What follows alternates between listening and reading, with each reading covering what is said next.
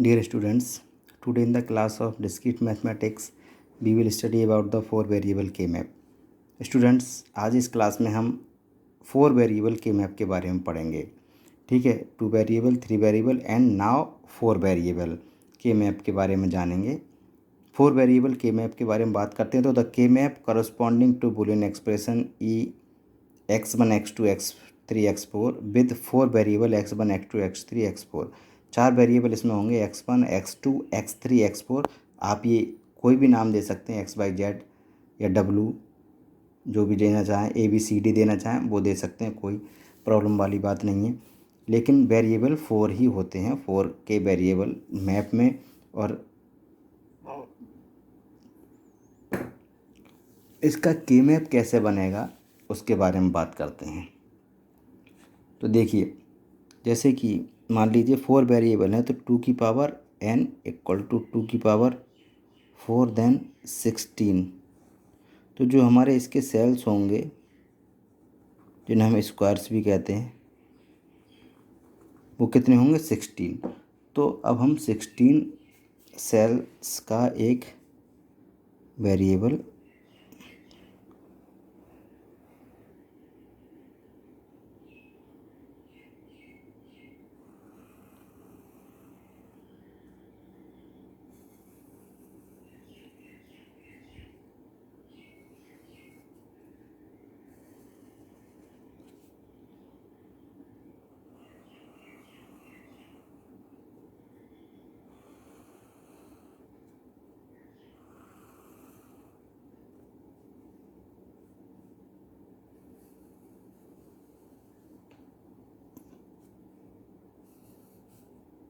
Sixteen squares या sales हमने ये यहाँ कंस्ट्रक्ट कर लिए, क्रिएट कर लिए. ठीक है, मान लीजिए हमारे पास फोर वेरिएबल हैं.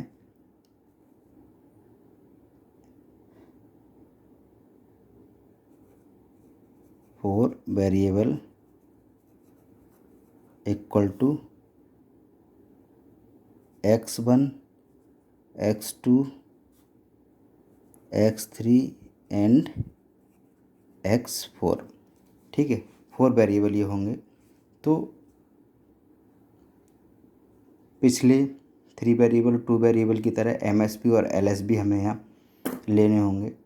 तो अगर हम MSB की बात करें तो ये हमारे हो जाएंगे x1 और x2, और ये हो जाएंगे x3 और x4. Sorry, x4.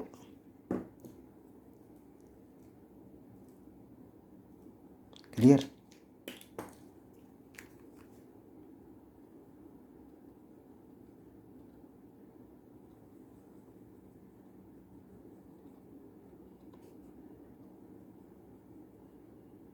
दोबारा मैं बताऊंगा.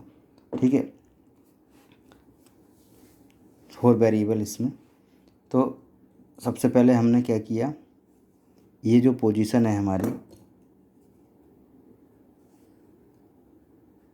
ये हो जाएगी x1 x2 और ये हो जाएगी x3 और x4.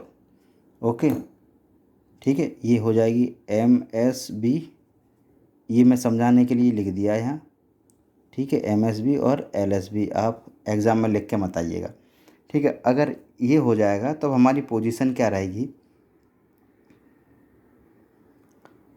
ये जो पोजीशन है वो हमारी हो जाएगी x1 जैसा पहले था, x1 कॉम्प्लीमेंट और x2 कॉम्प्लीमेंट. और ये पोजीशन x1 कॉम्प्लीमेंट और x2, जैसा कि हम थ्री वेरिएबल के मैप में करते हैं.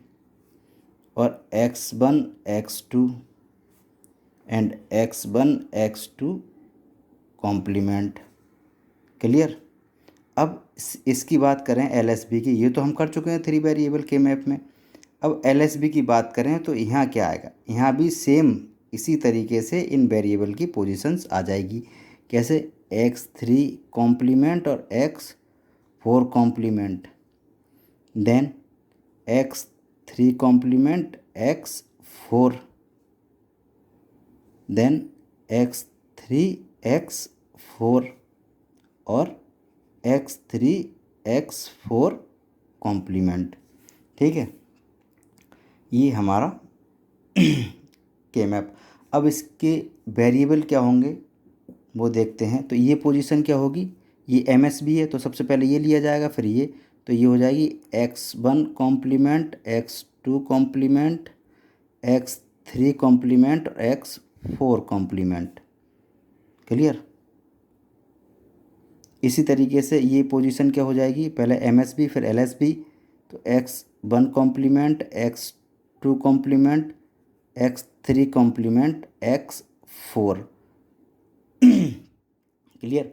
ये पोजीशन MSB सबसे पहले, X1 कॉम्प्लीमेंट, X2 कॉम्प्लीमेंट और X3 और X4।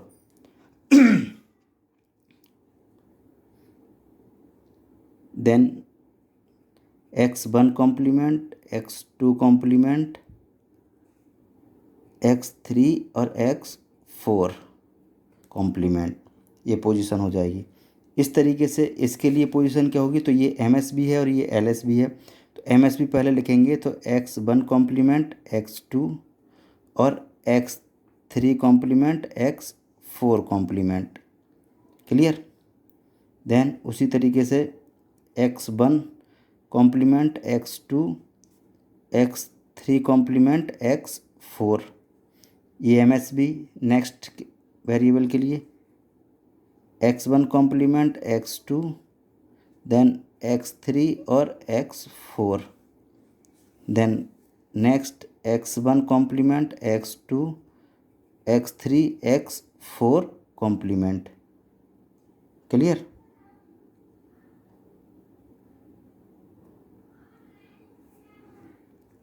देन इसके लिए ये MSB, ये LSB, तो ये पोजीशन हो जाएगी X1, X2, X3 complement, X4 complement. इसी तरीके से MSB X1, X2 और LSB X3 कॉम्प्लीमेंट, X4, इसमें MSB X1, X2, X3, X4, then इसमें X1, X2, X3, X4 complement. Okay.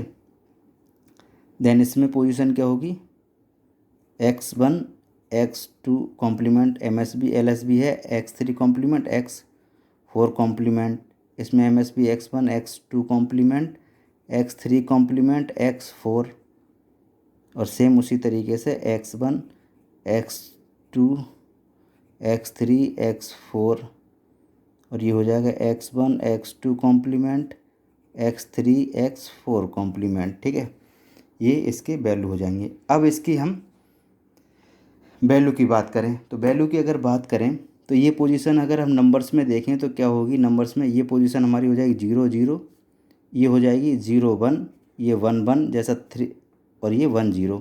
इस तरीके से ये पोजीशन हो जाएगी 0 0, ये 0 1, ओके, और ये 1 1 और ये 1 0। क्लियर। अब इसमें हम ये पोजीशन कैसे करेंगे, तो इसके लिए ये पोजीशन हमारी क्या होगी, तीनों 0 0 0 0, ये पोजीशन आएगी। ठीक है। देन इसकी पोजीशन क्या आएगी, 0 0 0, और ये कॉम्प्लीमेंट नहीं है, अनकॉम्प्लीमेंट, ये 1 हो जाएगा।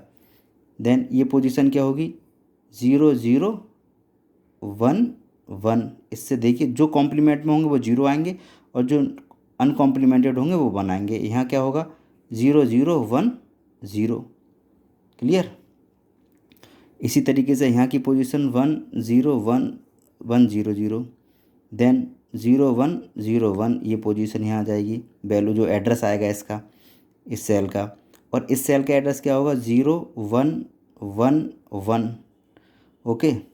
इस सेल का एड्रेस क्या होगा, 0 1 1 0। ओके। देन इस सेल का एड्रेस क्या होगा, 1 1 0 0। इस सेल के लिए 1 1 0 1, इस सेल के लिए 1 1 1 1, और इस सेल के लिए 1 1 1 0। क्लियर, समझ में आ रहा है। इसी तरीके से इस सेल के लिए 1 0 0 0, देन 1 0 0 1, देन 1 0 1 1, देन इसकी टेबल बना के भी आप देख सकते हैं, यही आंसर आएगा।